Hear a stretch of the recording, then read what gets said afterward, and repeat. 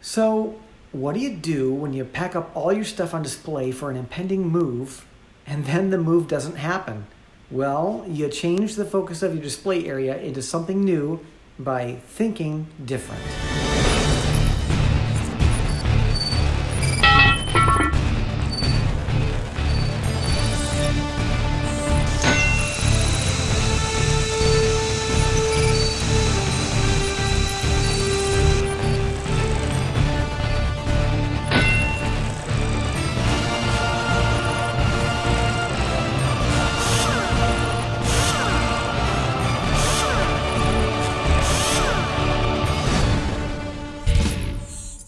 So here's a bit of a backstory. Last year during the summer, we were planning on moving from our current location to a new home, but then we decided to stay put. The trouble is, I spent over 2 weeks packing up all of the figures in my display area, and now I was left with empty cases, which is a huge problem because the display area is one of the first things you see when you enter the home. Then I had a bit of inspiration. I decided to shift the focus of my display area to something that I'd been toying with several years back. And thus was born the Mac Cave. Now, I've always been a fan of Apple's products, all the way back to the titanium PowerBook, the Power Mac G4 Cube, and the very first iPod.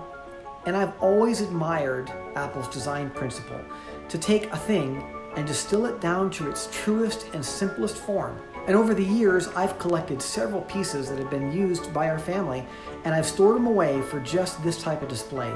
And among the items in this mini Apple museum include the very first released versions of the iPod, the original iPhone, the first generation Apple TV, and then the very weird looking Apple eMate 300, which was a precursor to the clamshell iBook, and also several handheld devices of the day from other manufacturers to really drive home how much things have evolved in the last 20 years. And I also threw in some other unique surprises. And as a fun little side project, I created nameplates for all of the Apple devices to highlight their year of release and features, to provide a fun perspective on the evolution of Apple technology.